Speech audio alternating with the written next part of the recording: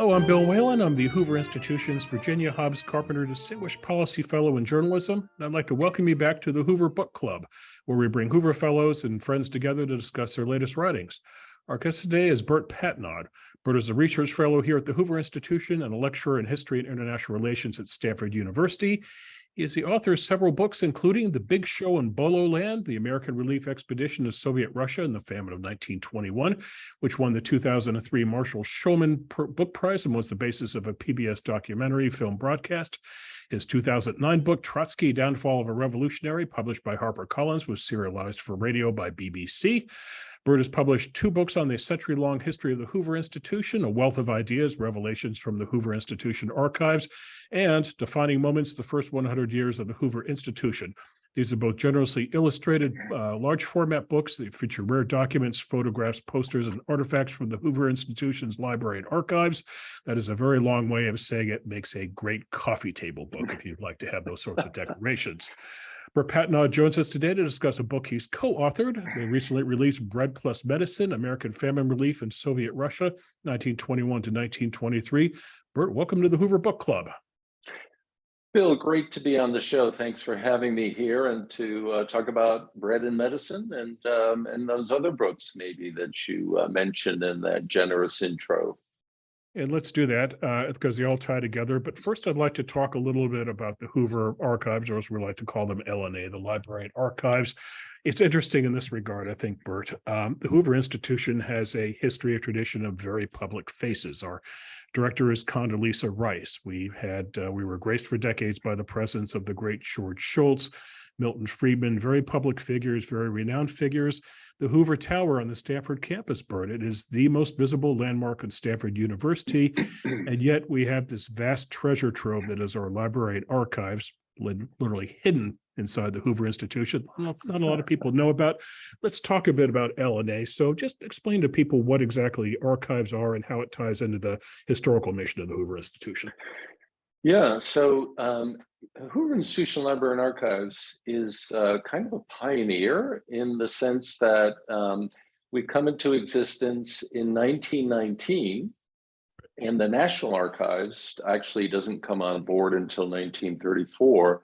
And beginning in 1919, when Herbert Hoover gets this idea to form a special collection about the Great War that had just ended, we begin to collect materials that are not just books, rare books and publications and periodicals, that we have those in abundance.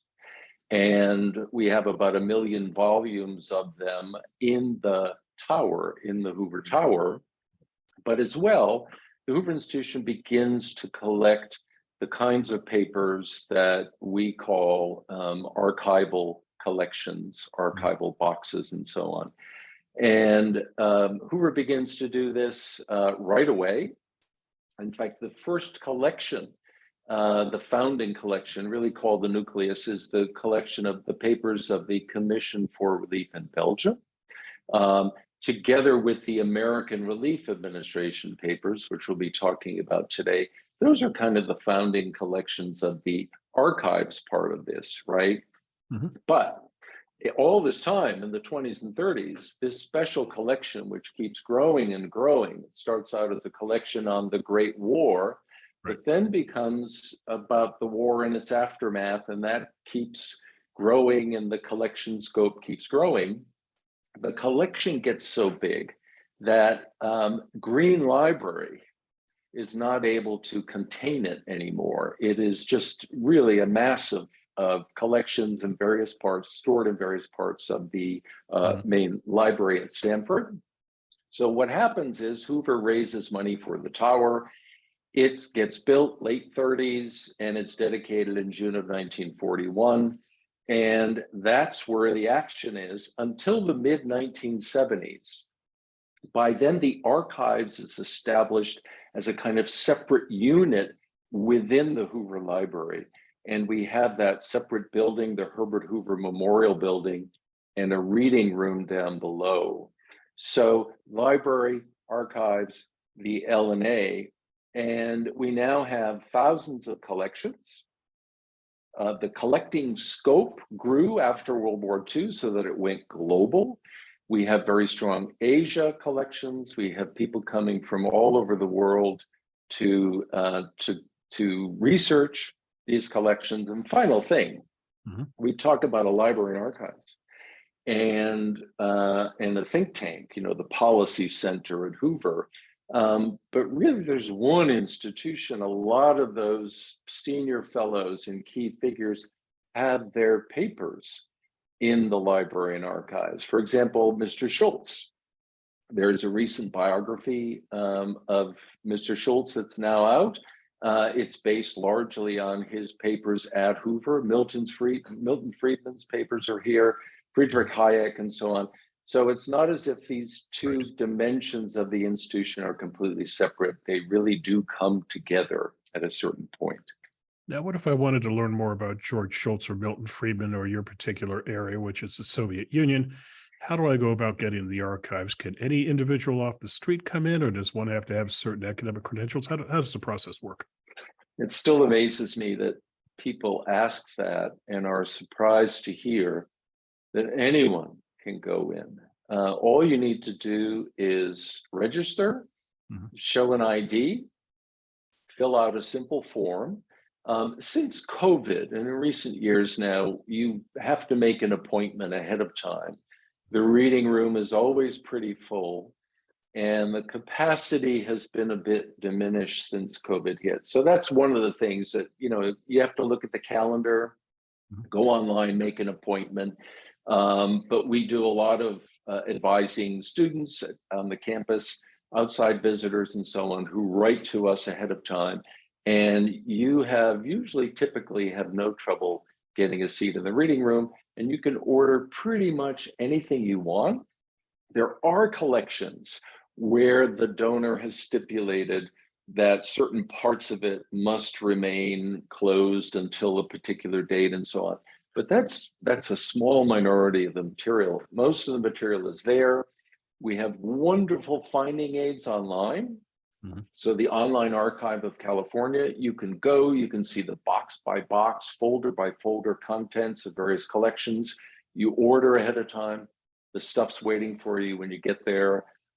So yeah, I still am surprised people still ask about this, but it has nothing to do with politics. It has nothing to do with your academic standing.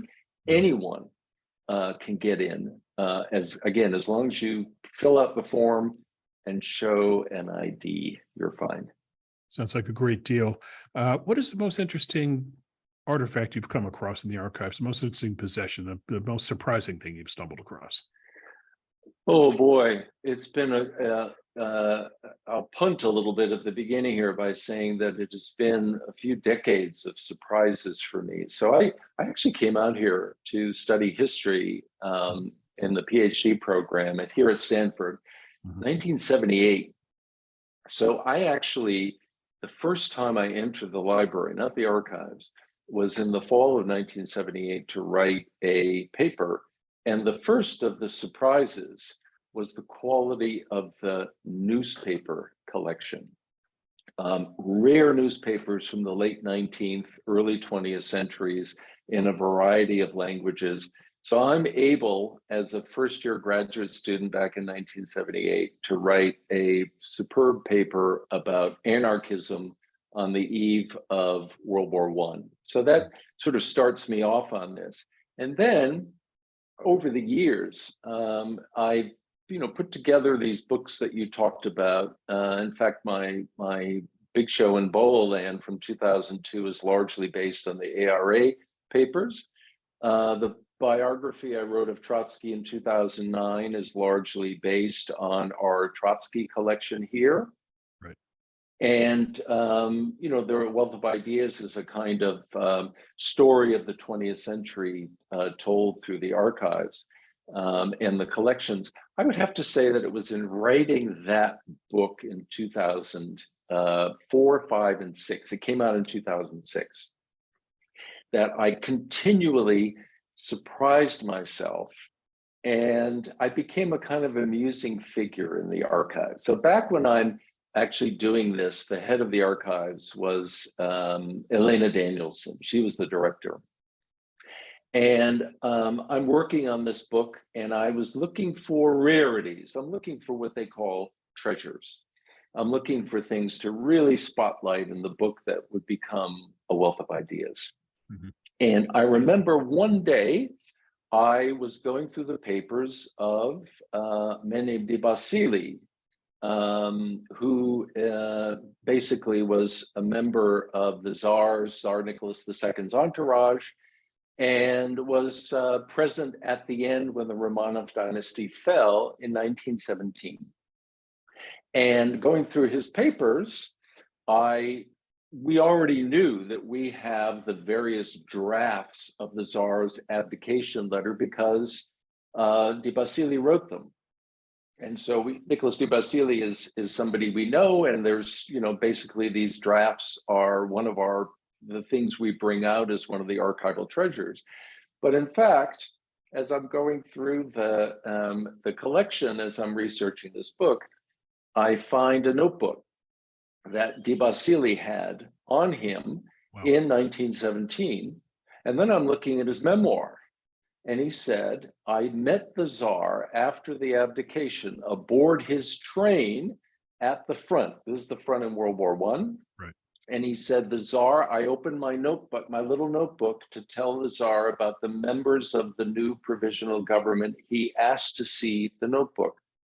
I'm holding the notebook. We have the notebook. So of course, I flagged down Elena Danielson and suggest that we put this in the safe, that this might be an item that we shouldn't just have out there for the public, right? Right. And by the way, they had dinner that evening on the train, and they printed a menu, and de Basili had that menu in his collection, something else that probably shouldn't be circulating. So this kind of thing kept happening. And I have to say, I was like the boy who cried treasures, I think Elena Danielson and others were afraid to see me waving my hand over because I had something else that I wanted to suggest for the safe. But one item in particular, I think, is pretty remarkable. I was looking at Mao and the communists and China in the 1930s. And I'm looking at the papers of an American journalist who met with Mao and company when they were in the opposition. They were in the Yunnan province in China, rural China, 1934, 5, 6.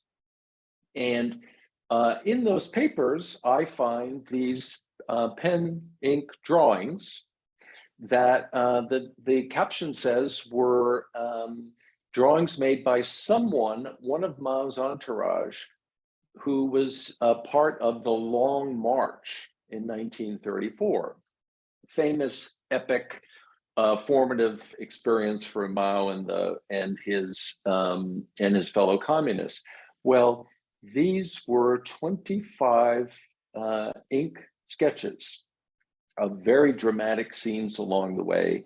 And I went home that night, and looking online, found out that the government in what we used to call Peking, Beijing, had been looking for these sketches for a very long time. So of course, the next morning at 8 o'clock, I was there when the archives opened, waving my arm again and basically saying, we need to get these out of circulation and into the safe. The Long March sketches remain one of our treasures. They are one of a kind.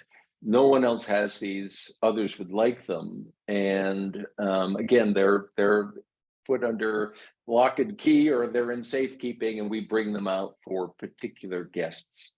That is terrific. Let's talk about the book, Bert. Here it is. I'm holding up. See, folks, it is indeed a coffee table book.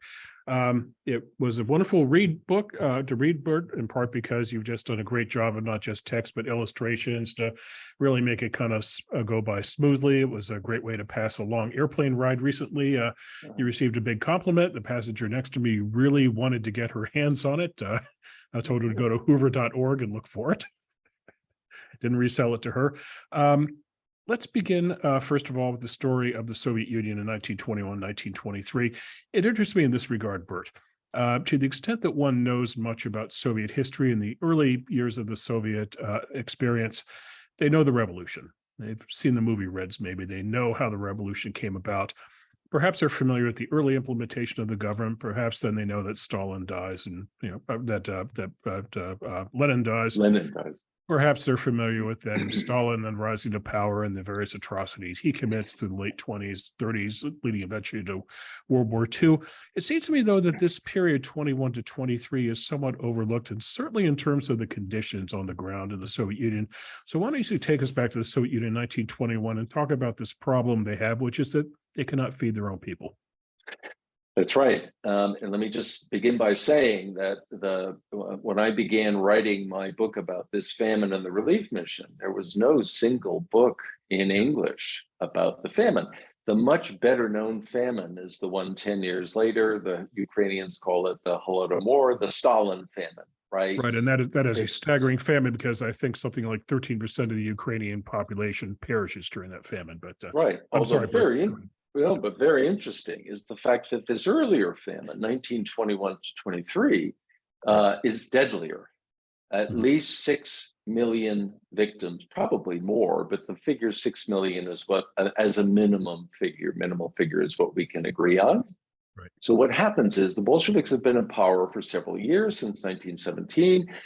Already, when they take power, the economy is in a mess because of the dislocations caused by World War I. Then comes the Civil War, the Reds versus Whites, and that's very destructive. And then people forget this aspect, but the Bolsheviks are confiscating grain. They have introduced what they call war communism, a very, very tough policy of extracting grain from the countryside to feed the factories and the Red Army, so that the peasants have no reserve left when a drought hits in 1920. And there's a massive famine. 35 million people, by one estimate, are affected, are threatened with starvation. In the summer of 1921, Maxim Gorky, the writer, is persuaded to make an appeal to the West. The Soviet government is definitely in on this. And of course, there's only one person in a position to make good on this and to respond to the appeal in a meaningful way, and that's Herbert Hoover. Hoover, the head of this ARA, American Relief Administration, they've been feeding throughout Central and Eastern Europe. They've been waiting to get into Soviet Russia. It's not yet the Soviet Union. It will become that in December 1922. But Hoover's response to Gorky's appeal, that sets up a back and forth, a negotiation with the Soviet government representative in Riga, and then the American Relief Administration goes in. And by the way, initially the idea was to feed 1 million children a supplementary meal. Once they got in, they realized nothing is supplementary. This is going to be life and death. And we need to do much more than 1 million. They up it to 3 million children. They expand the mission to adult feeding so that, and I love citing this figure, by August of 1922, the American Relief Administration is feeding a daily meal to 10.5 million Soviet citizens. And they will stay another year. They do a medical program. They do a food package program. They have an enormous impact. 6 million died, but many millions more would have died, would have perished had American Relief not gone in, had Herbert Hoover not had this machinery ready to go, with these experienced relief workers ready to go. But final thing on this, even then, when they get there with all that experience, they cannot believe what they're seeing. They have dealt in Europe, in Central and Eastern Europe, with hunger. What they see on the Volga and beyond is mass starvation. And it's an emergency like none other they had faced in the past. And let's talk more about that. But first, let's build a bit on Herbert Hoover himself, why he was the right man for this job. History, Bert, has not always been kind to President Hoover. To the extent that the casual historian, the historical observer, knows anything about Hoover, They tie him to the Great Depression. Perhaps they know the phrase Hoover blanket, Hoover flag, Hooverville, and so forth. His opponents during his one term in the White House did a very effective job of portraying him as callous, cold-hearted, out of touch, and so forth. But there was a humanitarian streak in this man. I'm gonna tell you a story here, Bert. I was a journalist in a past life, and I was in Iowa, of all places, and I hate to say this, 1988. Yes, that long ago. But you said 1978, so I could say 1988. But I was covering the presidential caucuses, and at that time in Iowa, Bert, there was a group called STAR-PAC that was going around, STAR PAC. STAR stood for Stop the Arms Race. And in 1988, this wasn't quite heresy, but politically it was pretty close to it because Ronald Reagan had been elected in landslides twice, running on a very strong military and kind of a more resolute America when it came to foreign policy, not an America that necessarily, disarmed and went to the table to negotiate. But here was the group going around Iowa and making a lot of noise, literally in a fire truck, Bert, asking people to stop the arms race. So I asked a very prominent Iowa politician, what's the deal with this? What's going on? And he kind of paused. And he said, you have to understand Iowa. Iowans are born with a big heart and they want to feed the world. Plain and simple. And I remember this as I read about Herbert Hoover, who was, of course, born in Iowa, not raised in Iowa, but born in Iowa. So I think maybe, Bert, he had this kind of Iowa DNA in him in which he wanted to do good. And again, not to monopolize the conversation here, but as you read about Hoover, especially with his view toward the Bolsheviks, he was as anti-Bolshevik as it could come. He viewed this nothing less than a scourge and a disease that had to be eradicated, but he did not believe in force. I think, Bert, that he opposed Wilson sending troops into the Russian Civil War. Hoover had an interesting strategy, and I want you to explain this. His strategy was, if you really want to defeat the Bolsheviks and stop communism, you feed the people.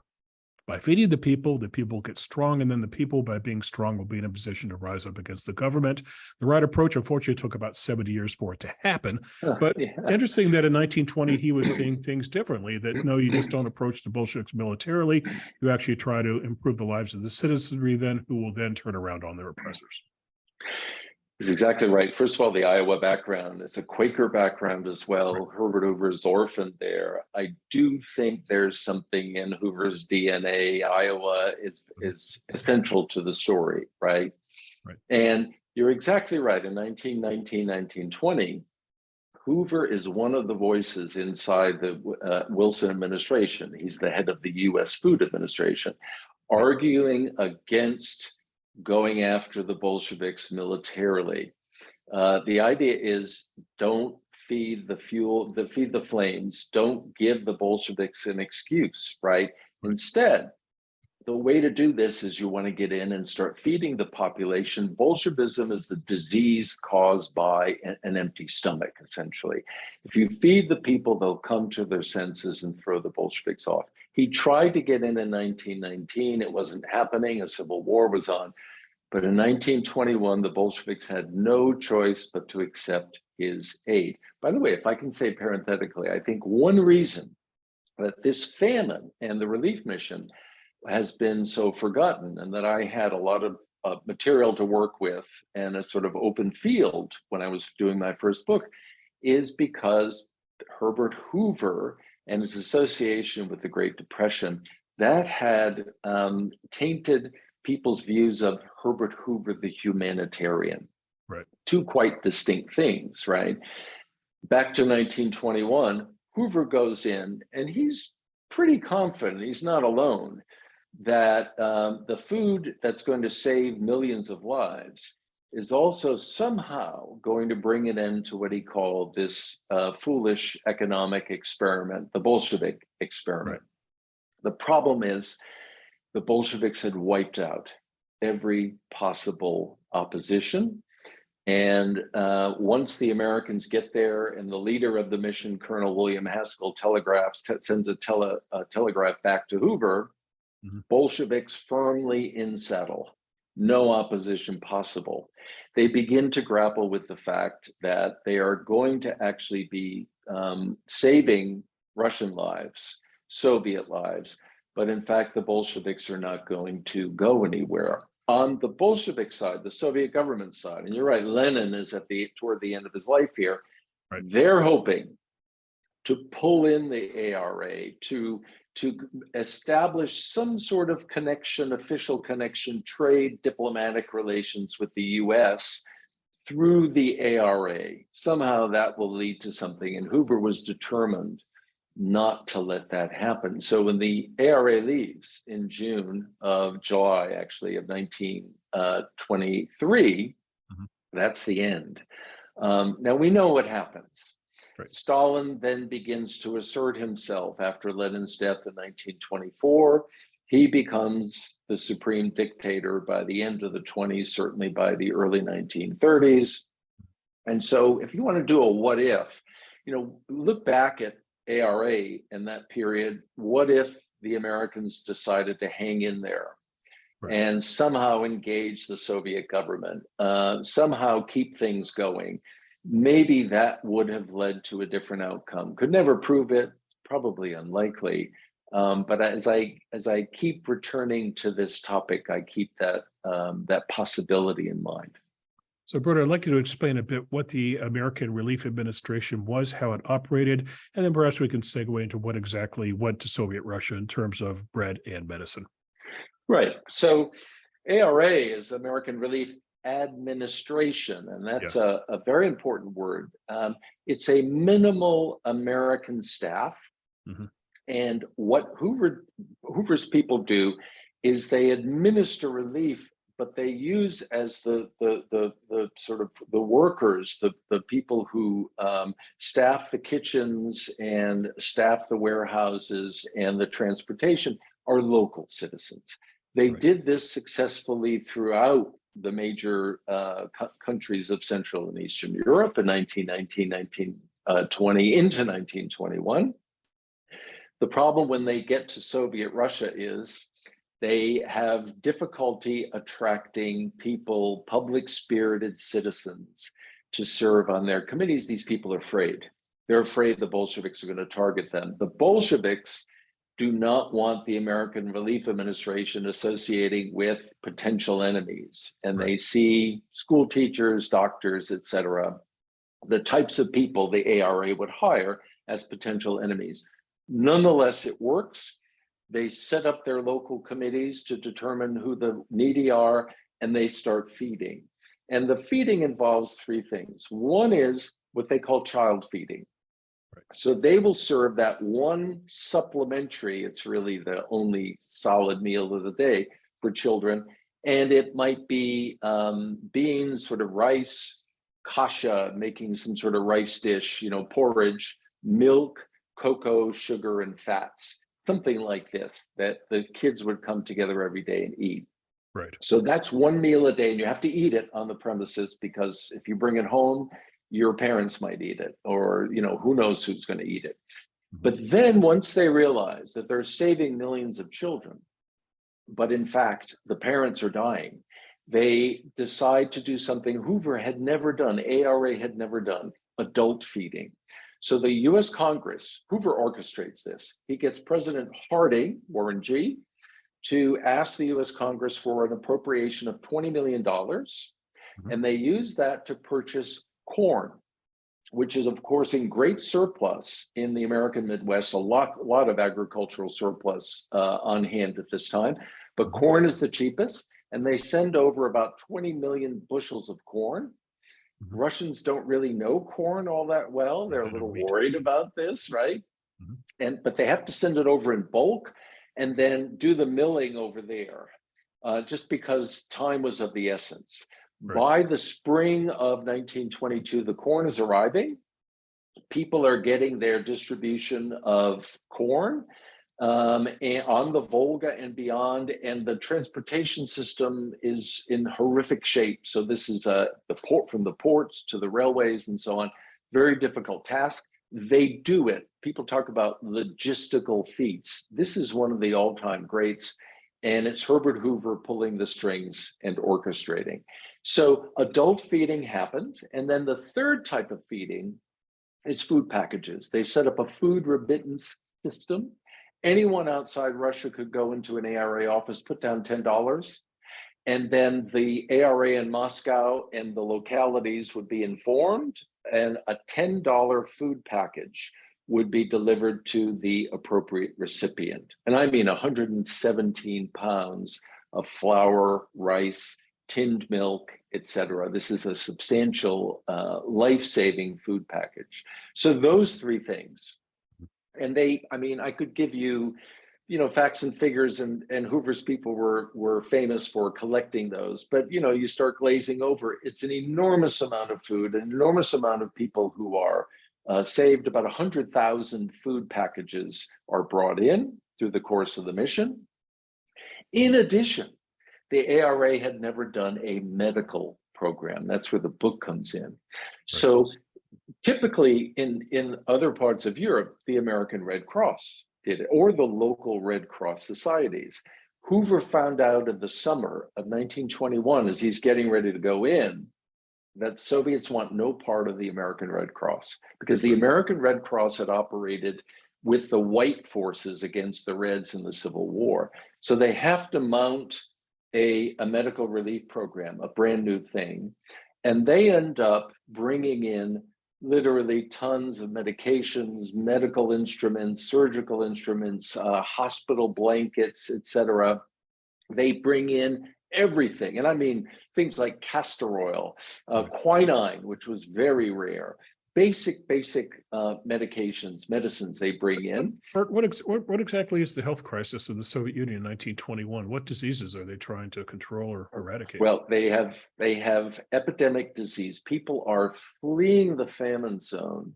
They're on the move, aside from the fact that there are a lot of others on the move now trying to get back to Europe, prisoners of war and others. They're spreading disease. So we're talking about typhoid, paratyphoid, cholera is very big in the summer. What they're really afraid of when they come in is the coming, and it's inevitable, epidemic of typhus. There's no vaccine for typhus. So that's what they're gearing up for, what they're preparing for. There's a lot of other, there are skin deficiency diseases, food deficiency diseases. There are all kinds of things that need to be treated, but the major things they're worried about are the epidemic, the contagious diseases. So what they end up doing, aside from bringing in all of these medicines and instruments and equipping hospitals throughout the famine area, throughout the famine zone, they're also establishing a vaccination program. Right. And they have two vaccines. One is a tetra vaccine, cholera, typhoid, paratyphoid A and B, and the other is for smallpox, which actually was a very big problem at this time. So they begin to vaccinate people, and they end up vaccinating about 10 million people. And refugees must get vaccinated in order to get on a train. And in order to leave the country, you need the ARA vaccine. Mm-hmm. Now, there's some vaccine skepticism, as you can imagine. No. And but they have a way around this, and that is they have the food. You want your meal in the ARA kitchen? Take a shot to get shot. Yeah. You want your corn ration? You get your shot. So this is hugely successful. Typhus really kills a lot of people, and there's no vaccine for typhus. That's all about prevention and sanitation. They set up baths. They bring in tons of soap, right? It's a very textured story. But cholera, the cholera epidemic of the summer of 1922, would have been much worse had the ARA not undertaken its vaccination program. And I have to say, when I finished, so this is the book, and when I finished my first book on this famine, it's a big book, The Big Show in Bololand. When I finished, I said to myself, someday someone will come along and write a book about the medical relief program, because I could not do it justice in this book. It's an enormous story, and it's an enormously important story. And when I began, when we sat around here at Hoover and we were looking at the centennial of this mission, and thinking of an exhibition with a companion publication, that is the Bread and Medicine book, I immediately sensed, and because COVID and COVID-19 pandemic in the background, that we really have now an opportunity, an audience for this, and an opportunity to tell the medical story. The challenge for me was I am not an expert on medical history, Right. but I do know someone, an old friend of mine, Joan Nabseth Stevenson, who is my co-author, and she actually wrote an award-winning book on a medical doctor who survived the Battle of the Little Bighorn, 1876. And I read that book and realized this is a person who knows the history of medicine. I talked to Joan, she agreed, and Joan has a PhD in Slavic studies from Stanford, so she's got the Russian background. So Joan and I got to work on this, and labor of love, and as you said, it's a coffee table book. I have a colleague who actually said to me, don't call it a coffee table book. This was, way back when, because not everyone has a coffee table, or they'll think it's just a throwaway kind of thing. But it really is, what are you going to say? A large format, generously illustrated. The coffee table book gets the point across. It's posters, it's photographs, it's original documents, and it's artworks. And the principle here, if you look at the book, is that every document that is in there, a letter from somebody, a formal document from the medical program, something might be in Russian, something might be in English, everything is legible. So if you read Russian and there's a document, and there is one, a full page memorandum in there, you can read the whole thing. There's some handwritten stuff in English, and we usually translate that in the caption. But essentially, the idea is to, and this was the way with the wealth of ideas and defining moments, draw you in and let you actually take in the original documents. And the ARA collection, an enormous collection, which contains thousands of photographs, which have now been digitized by our fantastic digital team here. We have several thousand up online. What a feast. I mean, some of them are pretty horrible to look at because it's about famine, it's about starvation, but a remarkable photographic record. And we were able to draw on that for the book. And I can't remember how many photos are in the book, but quite a few. Okay, we won't call it a coffee table book. You might remember the episode of Seinfeld where Cosmo Kramer actually does a coffee table book, which turns into a coffee table itself. So we won't go down that road. But the point would be that this is a very serious book. And not to disparage those of you who actually like to read books on your iPad or your Kindle, but it's a very different experience to read the book itself. And that's what blew away the passenger on the airline with me, just to see the illustrations and just to actually look at a large format like this. So folks, buy the book. Don't do it in a downsized version. Trust me on this. You mentioned typhus, Bert. A very ironic point comes to mind here, and that's the creation of Stanford University, not the Hoover Institution. The connection to typhus is, of course, typhus is what fells Leland Stanford Jr. and leads to the creation of Leland Stanford Jr. University. And the first graduating class is Herbert Hoover. So ironically, 30 years after he comes to a university that's built in part on a tragic note, he is now trying to deal with typhus in other lands. So funny how history plays out sometimes. Very interesting. I hadn't thought of that connection. Yeah. It reminds me, though, people ask me, what's it like to work with a co-author? This is my first time. I mean, I'm usually alone, do my own thing. And I always say that, of course, there were compromises that I had to make. For example, had I not had the benefit of Joan Stevenson's input, I would have invented a vaccine for typhus. And, Nobel Prize in medicine, boom. Yes. The fact is, you still hear, and there's a Soviet documentary, a Russian documentary film on this famine. And in there, you still hear two experts on famine saying that the Americans introduced a vaccine for typhus. There is no vaccine for typhus. That's the kind of, and that's just tip of the iceberg, but the kind of technical information that my co-author was able to provide that I just simply could not have done. So co-authorship, absolutely essential when it comes to bread and medicine. So let me just say, if I can, that I mentioned my co-author, but we have a whole team at the LNA, at the Library and Archives, putting together the exhibitions. And this starts with outlining the exhibition and then moving on to the book. So, for example, the title, Bread and Medicine. I mean, we really struggled with a title, in part because as we're getting ready to put this together, Russia invades Ukraine. Yes. And not a good look for an exhibition or a book that has something about helping or rescuing Russia in the title. So we really struggled with this. And it was the LNA exhibitions team that came up with the idea of bread and medicine. Now, where does that come from?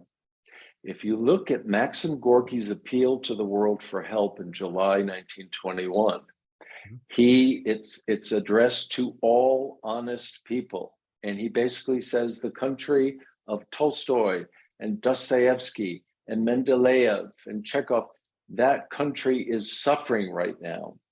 In other words, forget about Lenin and Trotsky. This is Russia, right?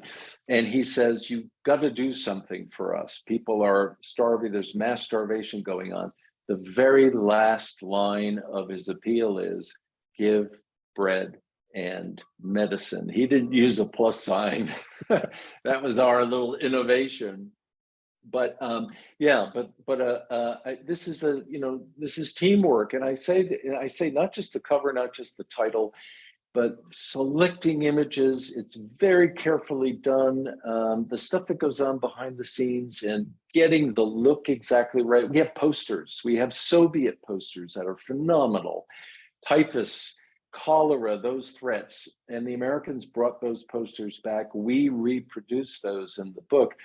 And getting it exactly right, the positioning of the posters, right? Right. We had great help at the Hoover Press and the editors there as well.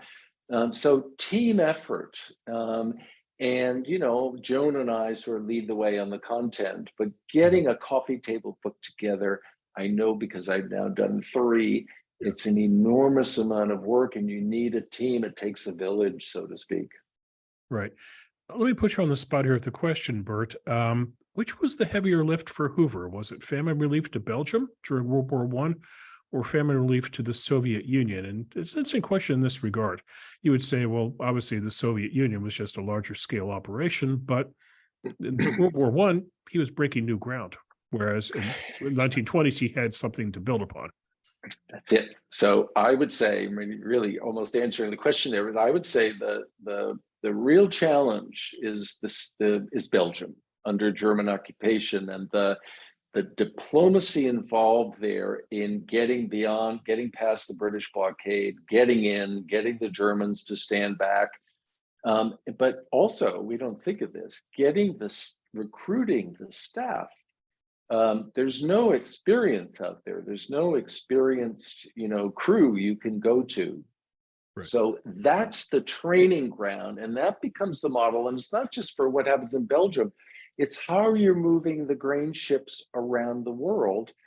This becomes the template, the CRB, Commission for Relief in Belgium. This becomes the template then for the ARA as it operates around Europe, so that by the time they're ready to go in 1921, they have money in the till, they've got a system. They've actually got grain stored and ready to be shipped in. It's in Europe, it's in Hamburg and other northern ports. They are ready to go, and they have staffers. Guys in Poland are taken out, in Czechoslovakia taken out and put into Russia.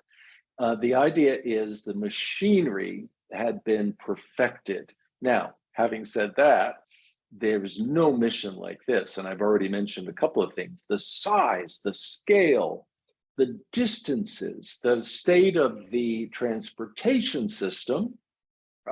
We haven't mentioned Ukraine, but the ARA operates there with difficulty, and Russian-Ukrainian relations are complicated.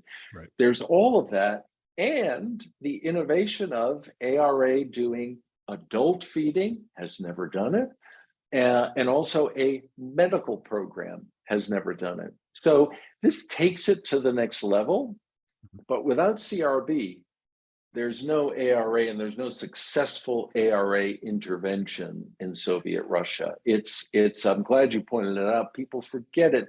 It's in the rearview mirror. It seems like, well, little Belgium, right? But little Belgium is the training ground for getting this thing up and running. Right. Now, a decade later, we've mentioned there is a famine in Ukraine. I think, Bert, about 4 million people, 3.9 or 4 million people die as a result of this. Where's ARA? Where's Herbert Hoover? Where's the United States with this famine?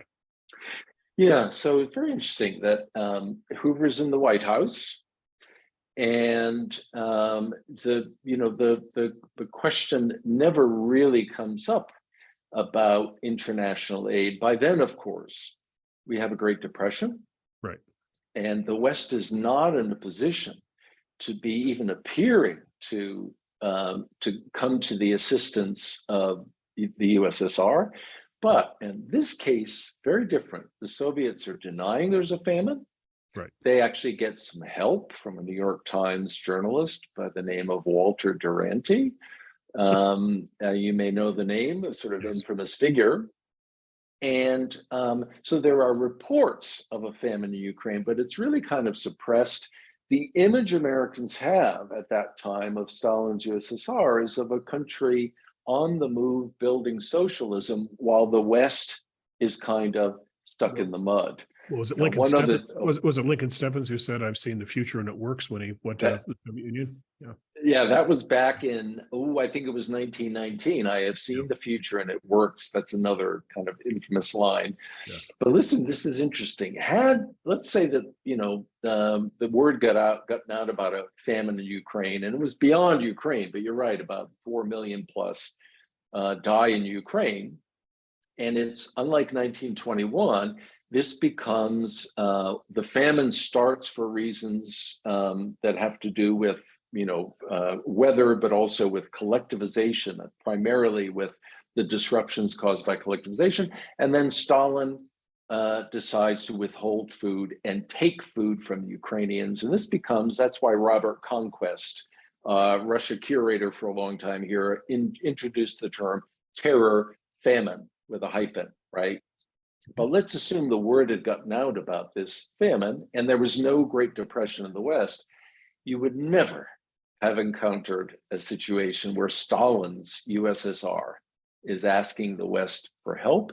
Could not have happened. I mean, Lenin and company could barely do the asking on their own. They had to go through Maxim Gorky and then appeared to have their, arm's length from Maxim Gorky. And then they were very nervous about Hoover's people being there for so long and having such an influence. Never would have happened under Stalin. So let's go back to 1921 to 23. Bert, what are the metrics of success here? Are we able to put a number associated with lives saved?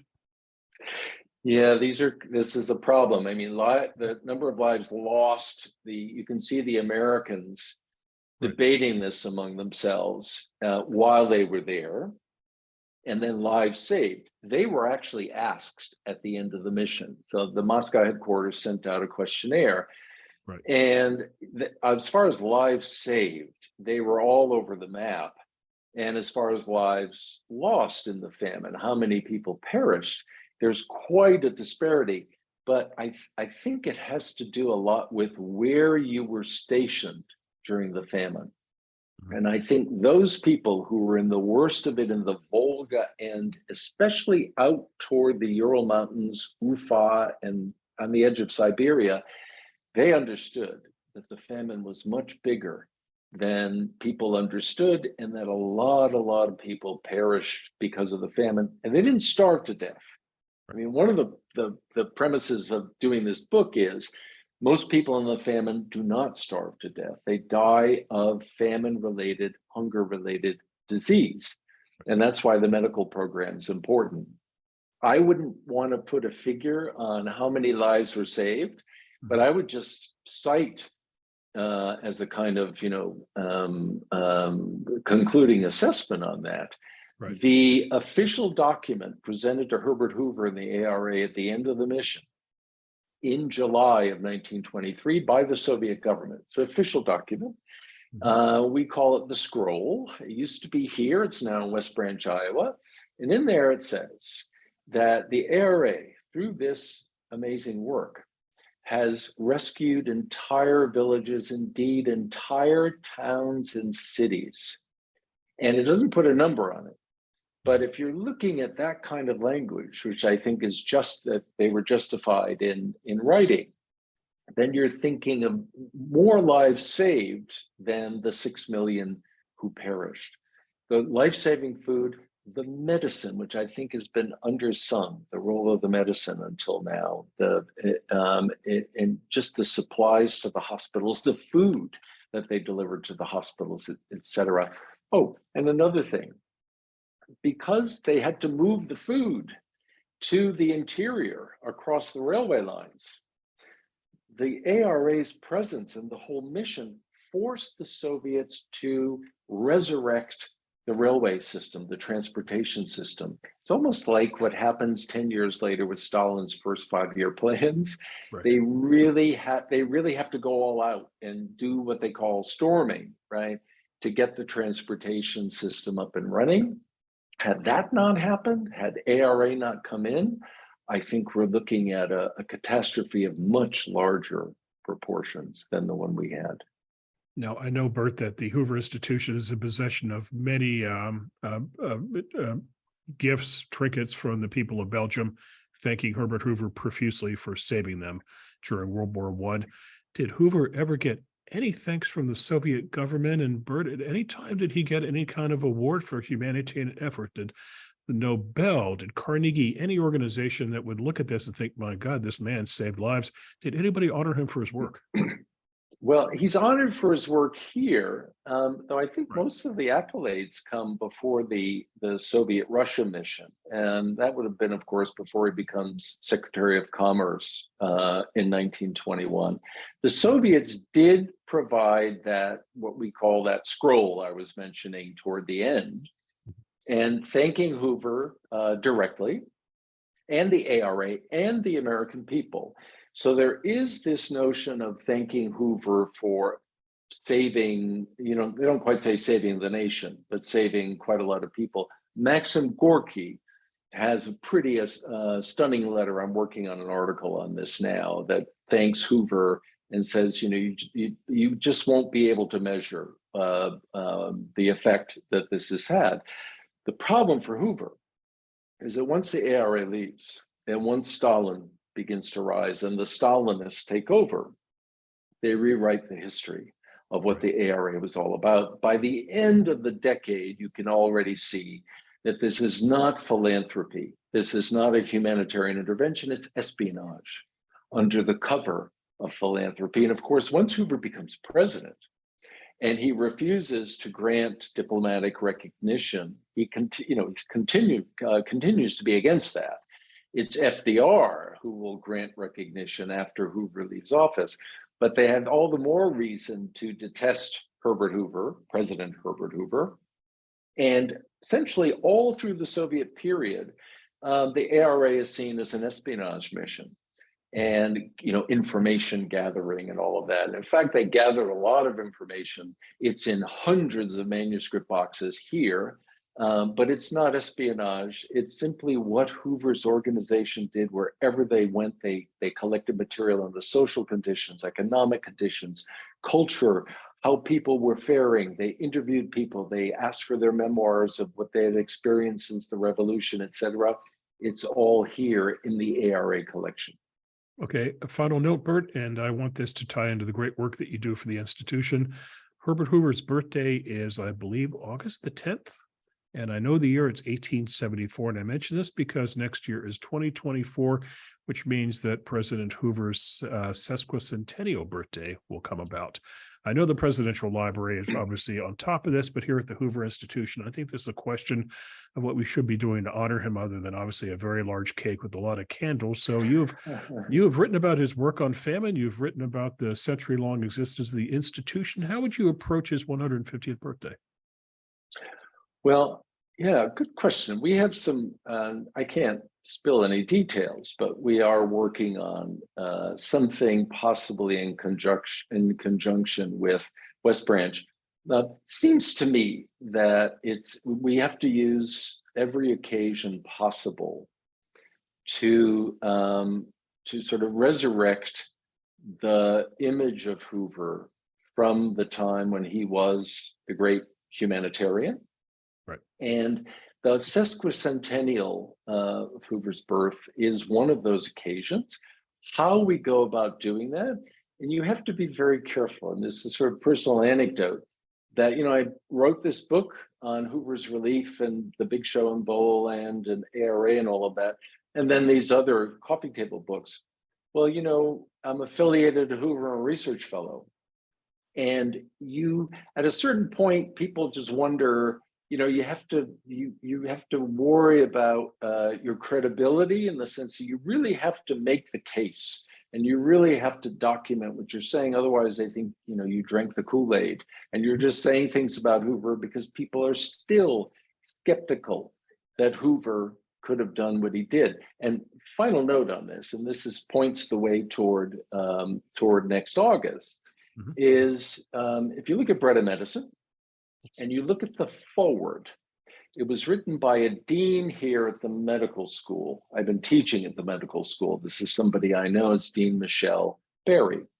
And I asked her if she would write a foreword to a book which is, basically about a humanitarian intervention. She does NGOs, and it's about medical relief, which is what she does. And I spelled out the basic story for her and sent her a part of the manuscript. And her reply to me was, "I will do this." And then she said, "Herbert Hoover, saving these millions of people, going into Soviet Russia for 2 years. Who knew? Who knew? She's here on campus. She should have known. We need to do a better job of getting the word out. So any opportunities such as the sesquicentennial next year, we will take full advantage of. And Bill, I'll be keeping you informed about what our plans are." Bert, I look forward to it. And thanks for coming on the Hoover Book Club today. Congratulations on just what is a terrific read. I don't have a coffee table, Bert, but I do have two very nice end tables. It's going on one of the tables.